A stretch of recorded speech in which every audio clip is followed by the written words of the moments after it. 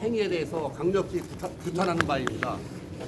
저희가 통보받은 바에 의하면은 7시 39분에 수원 보호관찰소로부터 통보를 받았습니다. 그 시간은 이미 박병화가 6시 30분에 이 동원 원룸에 입주한 상태입니다. 입주하고 1시간이 지난 뒤에야 입주했다는 사실을 저희한테 공식적으로 전화상으로 통보를 한 상태입니다. 그러한 행정행위에 대해서 강력히 규탄하며, 문제는 저희가 확인해 보니까 지난 28일 날 계약이 되었습니다. 그럼 법무부는 이미 28일부터 박병화가 이리로 와서 살 거라고 예상하고 알고 있었던 거죠. 그럼 그렇게 하고 많은 문제들에 대해서 이미 법무부는 알고 있었을 것입니다. 이 지역의 현황에 대해서도 알고 있었을 거예요. 그런데도 입주를 허락한 법무부에 대해서 강력히 유감을 표시하는 바입니다.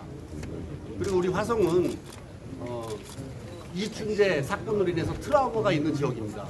이런 지역의 주민들이 모두 불안해하고 있는 이 지역에 거주하게 할 수 있다는 거, 이 결정 자체가, 그리고 결정하는 데 있어서 전혀 이런 방구도 지방자치단체와 협의 없이 일방적으로 이루어지는 것에 대해서 강력하게 유감을 표시하면서, 우리 화성시는 박병화가 거주할 수 없도록 할 수 있는 모든 수단과 방법을 동원해서 강제 퇴거 조치를 강구하겠습니다. 궁금하신 거 있으면 이렇게 말씀해 주시면은. 강제 퇴거할 만한 법적인 근거나 그런 권한이 있는지 혹시 해보셨나요? 예, 계약을 박병화가 거주한다는 사실, 본인이 박병화가 거주하는 게 아닌 그 부모님이 와서 단순하게 지금까지 알아본 바에 의하면 거주할 거라 해서 계약을 이루어진 것 같습니다. 그러니까 그는 속이고, 집주인을 속이고 본인이 아닌 제3자가 사는 사실을 알려줬어야 되는데, 그러한 사실을 속이고 계약한 행위가 되기 때문에 우리 법무팀에서 검토를 하고 있습니다. 통보 과정이 길어질 시 여기 이제 주민들이 좀 불편을 하거나 아니면 무서워하실 텐데, 그 전에까지 혹시 어떤 조치가 있습니까?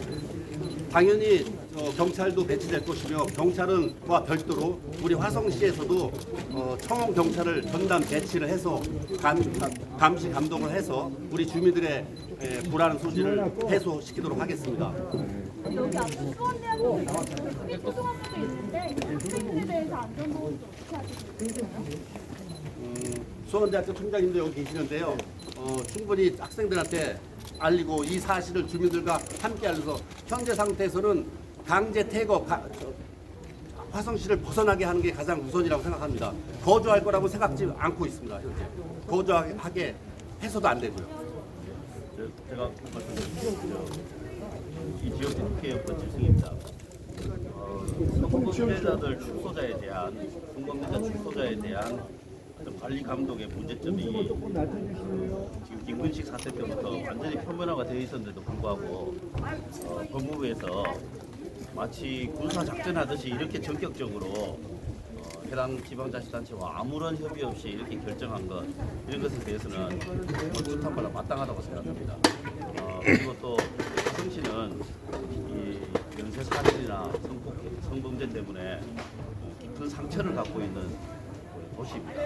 이제 세월이 지나서 그 상처가 많이 아물고 잊혀져 가고 있는데, 또다시 그 아픈 기억을 되새내는 이런 행위에 대해서는 정말 모든 시민과 함께 강력하게 비판합니다.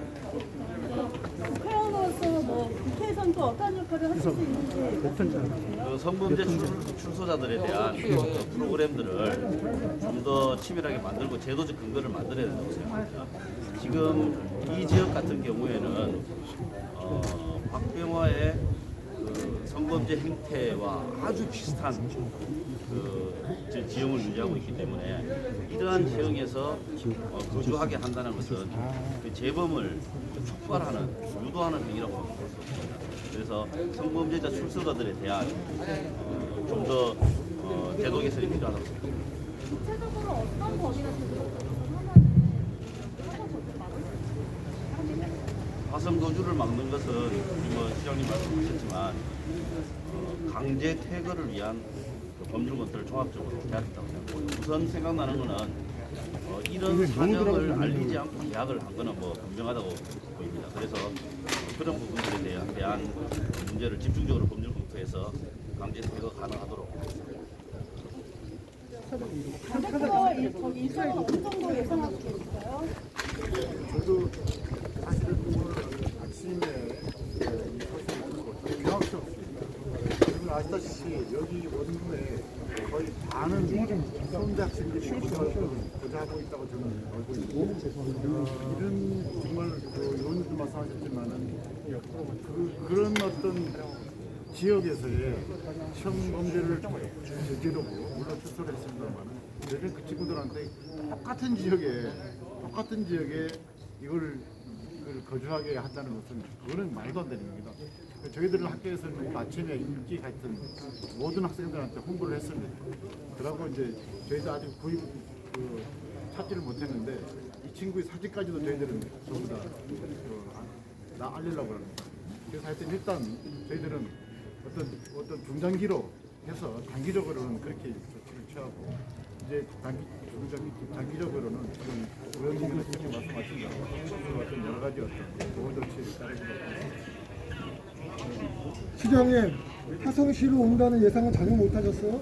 예. 전혀 뭐 언급 자체가 없었고 수원에 거주했고 수원에 부모님이 살고 있고 또 수원에서 범죄를 저질렀기 때문에 당연히 수원으로 간다고 생각했죠.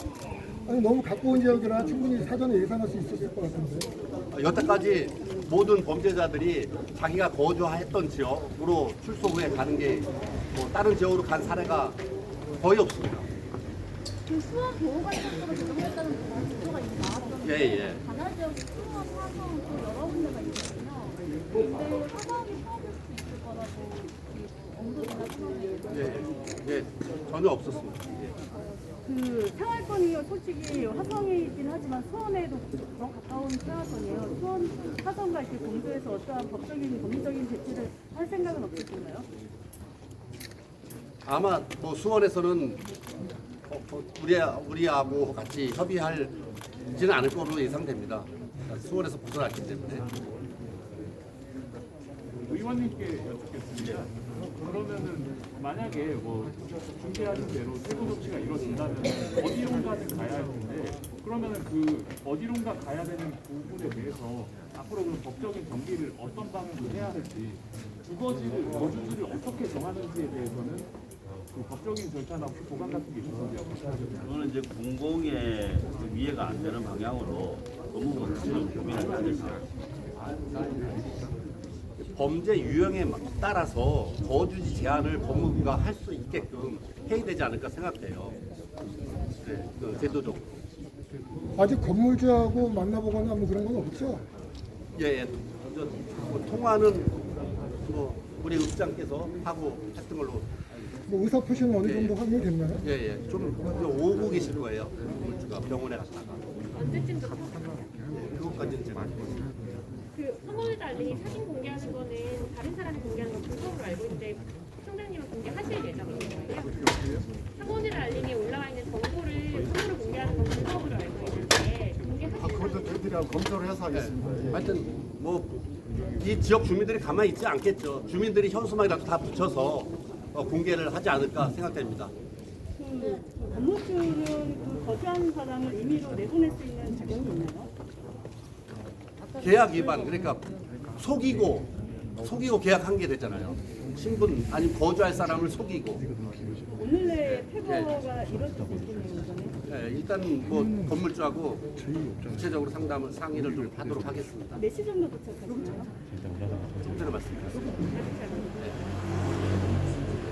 전입 신고를 한다면 안 받을 법에 위반되더라도 저도 뭐 검토를 하겠습니다. 안 받는. 세부 조치하신다고 하셨는데 법적 근거는 아직 다 검토는 안 하신 건가요? 예, 지금 하고 있습니다. 법률팀에서 사기에 의한 계약이잖아요.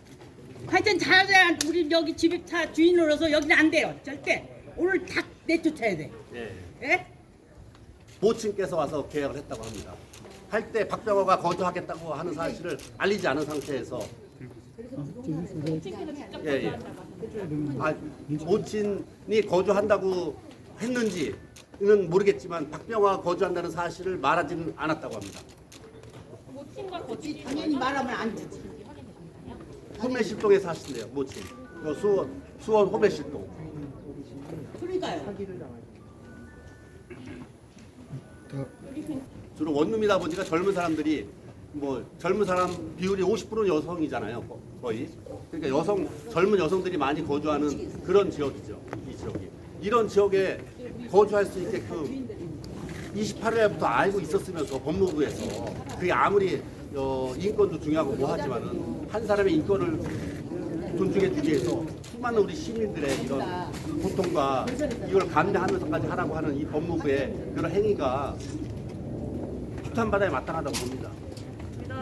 법무부에서 일부러 안 알려줬다고 모르겠습니다. 그건 일부러 안 알려줬는지 법적으로 뭐 사전에 협의 대상이 아닌지는 모르겠지만은 뻔하잖아요. 이런 문제가 발생되고 이런 또 지역이 이러한 젊은 사람들이 젊은 여성들이 많이 거주하고 있는 지역인데 이 범죄 유형으로 봤을 때 뻔히 재범 확률도 높고 또 그런 범죄를 저질렀는데 다시 여기에 살게 한다는 것은 법무부에서 생각이 미처 못했던가